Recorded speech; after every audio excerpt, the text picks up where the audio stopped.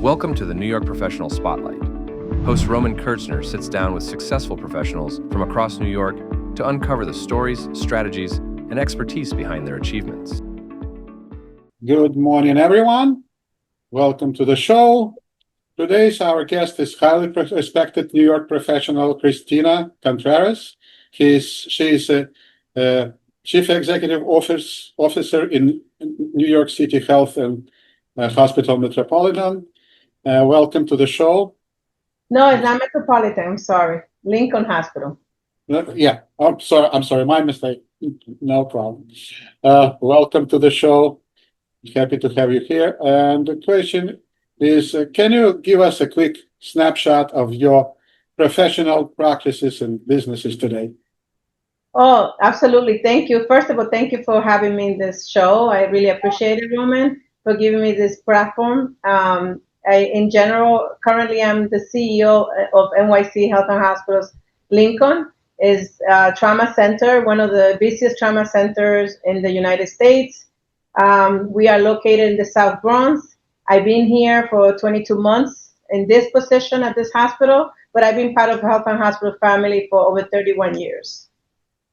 Yeah, and you have a little bit more than professional. You're doing something else, of course. We'll touch base on that a little bit later.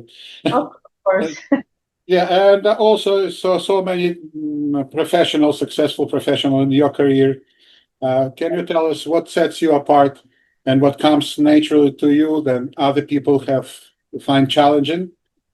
Of course. I think that one of the things that set me apart is that I have a background in social work. I find that that's helpful in terms of giving me the edge of I care about people, I really connect with people, and I think that makes a difference as a leader. It's not just, when we're running business, obviously it doesn't matter what type of business you're running, you always have to interact with people one way or the other.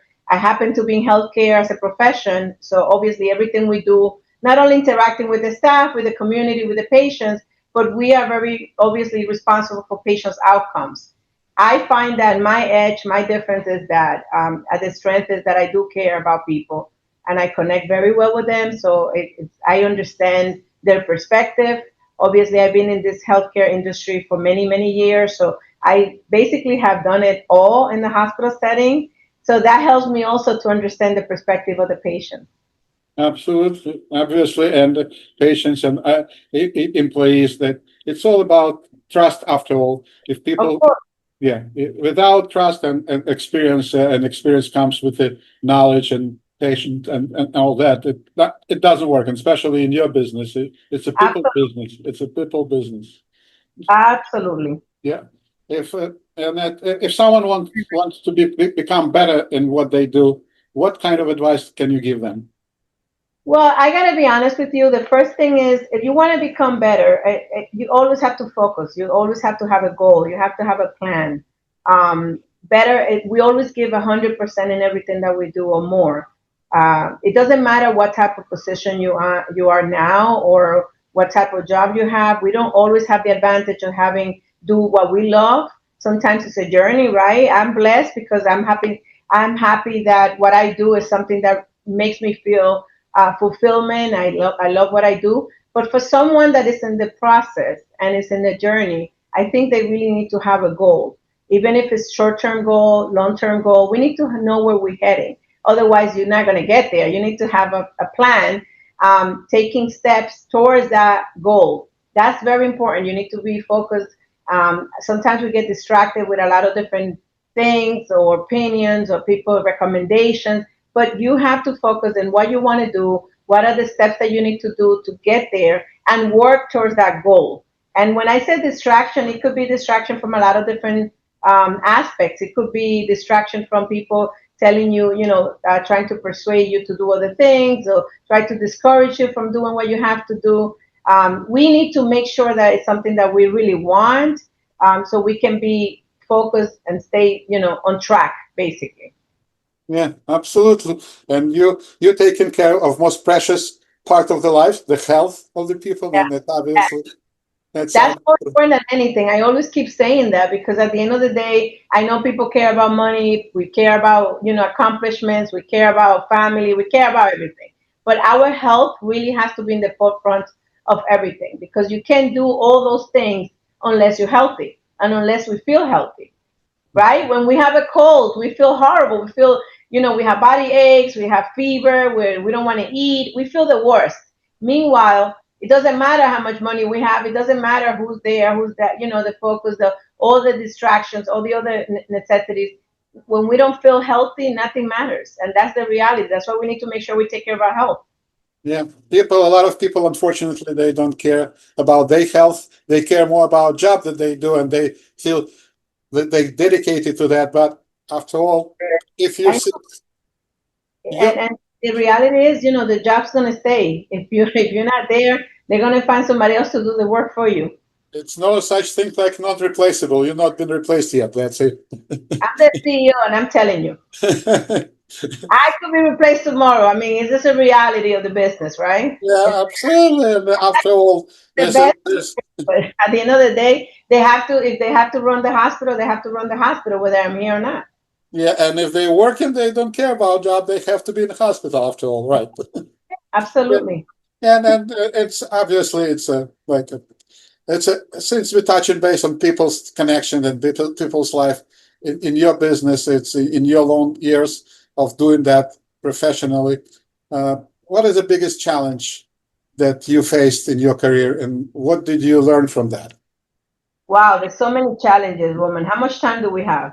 I continue to have, and the reason I say that is because nothing is easy in life, and I never try to tell the audience or people that are listening to us that things come easy for anyone. I mean, I'm assuming maybe there's a slow percentage, a slow number of people that have great experiences, but the majority of us, I think, we have challenges through our journey, and that's okay. The reason I highlight that is because the fact that you have challenges doesn't mean that you can't overcome them, or that you should give up if you encounter difficulties, because we shouldn't. We're always learning. It's evolving. Every day we have a new opportunity for a new day. I had a lot of challenges. I know that language was one of my first challenges. I was not born in this country. I came here as a teenager. So obviously I didn't know the language. I learned, and I always joke about it, but I'm still learning. English is not my first language. So having an accent was always something that made me feel very conscious. I was kind of, shy. People tell me, don't say you're shy because you're not shy.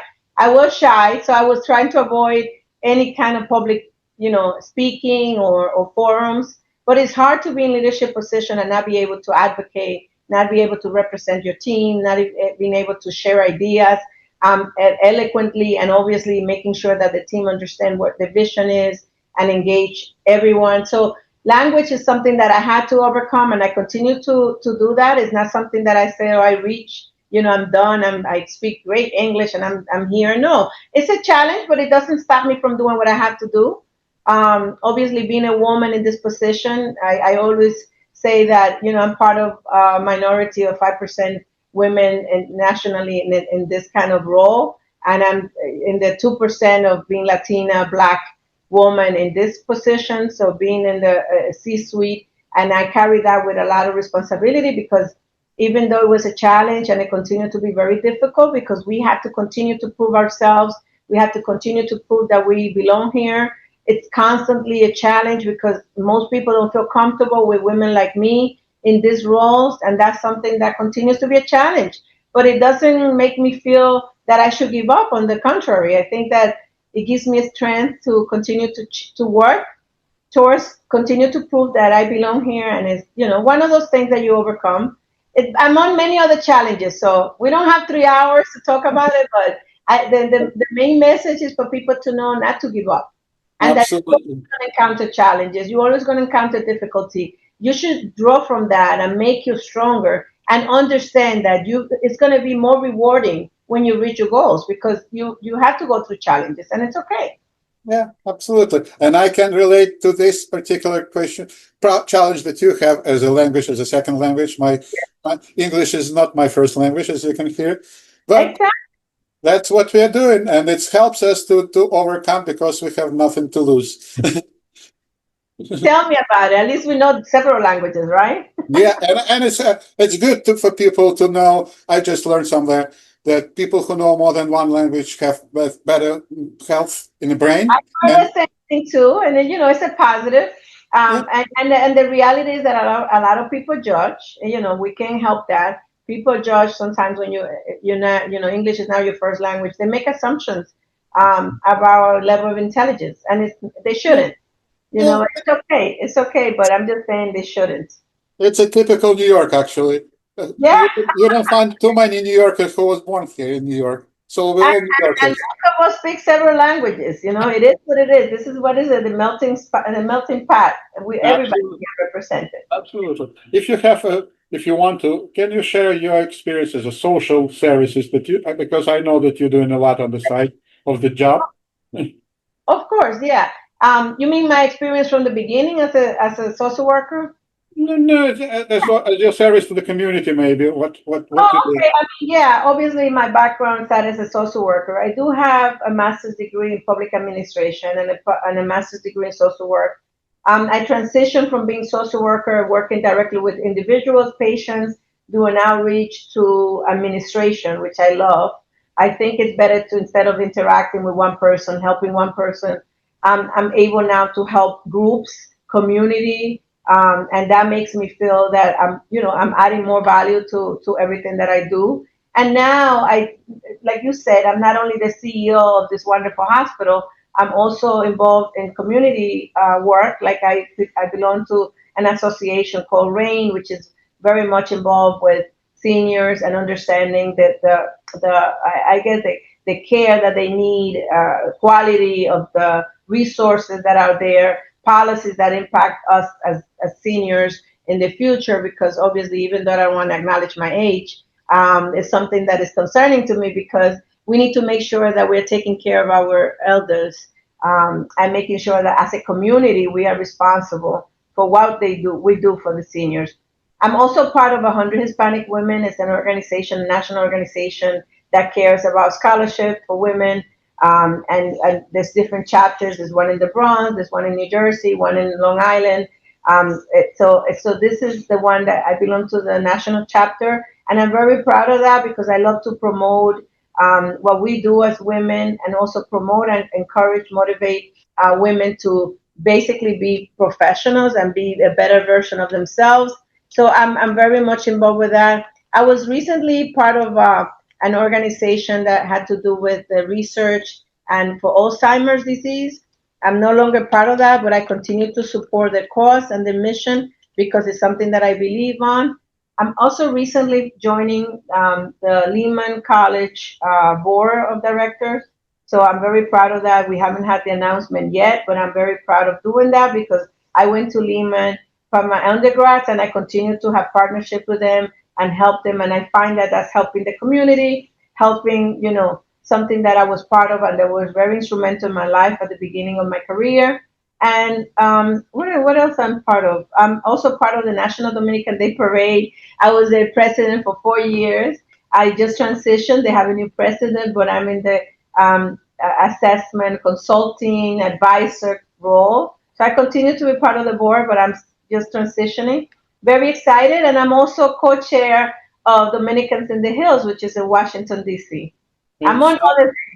it sounds like you have pretty big schedule, Yes, yes. and you're doing it. And let me ask you, what is exciting projects you have probably and you focusing on the next 6, 12 months? Oh, absolutely. I have a lot of exciting projects. At Lincoln Hospital, this is a wonderful organization. I have close to 6,000 employees. We serve a very vulnerable community here in the South Bronx. I'm very proud of the work that the team does here. I have wonderful, wonderful staff, wonderful clinical team, operations everyone. My nurses are the best. I think that my job as a CEO is really to make sure that everyone has the resources they have, work on the marketing, making sure that the audience and people like yourselves understand what we do here, because you wouldn't necessarily know. But I think that my next project is continue to project Lincoln at the national level. We are like very competitive. We're one of the busiest trauma center in the nation. We fall sometimes in the category of the third busiest or the sixth busiest, but we're very busy. And we get exposed to a lot of different traumas. But we also do a lot of great work here. We're trying to make sure I advocate for resources, and part of that is ensure we have a cath lab. So I'm working with the governor, I'm working with the senators, local elected officials, with our Bronx Borough president. We're trying to bring resources to the Bronx and making sure that Lincoln has equitable quality care, that patients don't have to leave the neighborhood to get excellent care because they deserve the best. And working with my congressman, Richie Torres, as well. I also continue to work with other people, trying to highlight the need for open access. We have open access here. We have the advantage of being able to see patients. They can walk in, we schedule them 7 days a week, which is amazing. And we also see them in the evening. We try to accommodate the needs of the patient. So even if you work, you have access to care. But I also need physical structure to support that. So I'm working on resources for the future, right? I continue to advocate for resources and funding to expand ambulatory care, maybe build a few floors, maybe build a new building. So those are kind of some of the highlights of things that I'm working on. We also need to improve the CPAP, which is, behavioral health is a major concern, especially in this community and for New York altogether. I mean, I know that we're working with all the elected officials to make sure that we can accommodate the behavioral health patients, the behavioral health needs that we have in this hospital, that we can take care of them with dignity and respect and be able to accommodate the needs of the community. CPAP is one thing. Also the NICU, we're working on enhancing and improving the NICU. Obviously maternal child health is very important, especially for this community and especially in the Bronx. So we have to make sure that we have the resources and the equipment and a very equipped space to take care of the needs of our community. So those are kind of like not a lot of projects, right? We just have a few, and that's just like a 5% of everything that I'm working on. And we just scratch the surface. I can feel it all right. I always say, how many hours do you have? I mean, we're working on a lot of different things, but I want definitely Lincoln to be very competitive nationally. We have one of the best.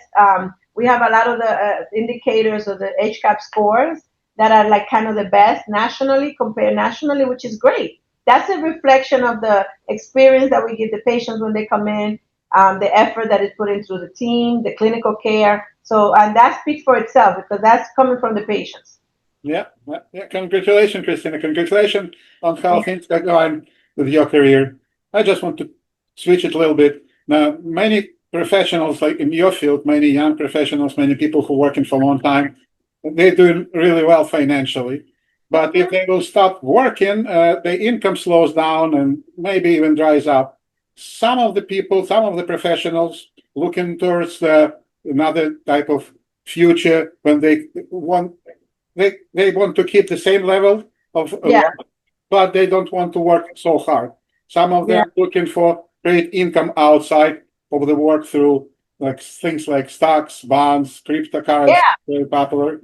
What are your thoughts on creating income outside of work? Oh, you know what? That's an excellent question, Roman. I think that now you're right. Even in all the professionals in healthcare, we have a little bit more challenge in recruitment sometimes because people are really thinking, which they should, more about quality of life, right? I mean, it used to be that we work, 24 hours a day? We work like 22 hours a day and we sleep 2 hours. People don't want to do that anymore. And I agree with that. I think it has to be a great balance between the quality of life, being able to enjoy your family and kind of try to make a side income. People are thinking about passive income. And I agree with that. I think it's important because you need to keep a balance and be able to sustain your future expenses and all that. So my recommendation is exactly what you said. I think we need to know more about some of your interests. I always like to marry the two, right? So you have to be working on something that you're passionate about because you don't want to do something that you're miserable. It's going to discourage you. You don't have the energy. You're not going to have the enthusiasm to do it. So I think it's important to identify some hobbies and see how you can translate that hobby into an income, right? I know some people like in my staff, they love to travel, right? So if you love to travel and that's something that you're good at, maybe you can become a travel agent on the side. And as long as you're able to sustain your family with a regular income, then you can explore different entrepreneurship and explore different things that you can do. I know people that love technology. If you love technology, maybe do a course, a training on AI, and understand how you can use social media platform to, basically make an income of something that you love, giving instruction about something, giving review on products. Some people love shopping. That's not me, but some people love shopping. If you love shopping so much, maybe you can give reviews to people like myself that are crazy and I don't like to buy too many things. So maybe people, they give me a review and I love that comment because they already did the hard work for me. Again, those are just some of the ideas. I mean, some people think about real estate. And they, that, like you said, stocks is always something safe. There's different ways of doing it. You can, invest a little bit in it, consistently invest in something that is conservative. It doesn't hurt and then the stocks, maybe a group of stocks that is talking, that includes, maybe AI, maybe in the future, oils or gold or something. I'm not the expert, but we can explore. Yeah, absolutely. No, Healthcare and financing, they comes together somehow. It's straight. absolutely. Yeah, because without one, you cannot have another, and it helps each other. It's a competitive market, and to make sure that we have the Absolutely. resources. Absolutely. Thank you very much for your view of that, and I really appreciate it. And if someone would like to connect with you and learn more about your work and what's the best way of doing that, what's the best way of contacting you? Well, I have my page. I have my page, and I can send you the information so you can post it. Absolutely, I have my webpage, so all my information is there. I'm in LinkedIn, Facebook. We have the link on Facebook, which is I'm going to send you the information, the link, the tags, and people can follow me. So that's not a problem. All right. Thank you again. Thank you for your time. Thank you very much for sharing your knowledge, your challenges, your expertise, and really appreciate it and your enthusiasm. That's absolutely. Thank you for having me. I appreciate it. Thank you. Have a good day. Thanks for listening to the New York Professional Spotlight. If you're a successful New York professional with insights to share, visit nyprofessionalspotlight.com/guest and apply to be featured on the show.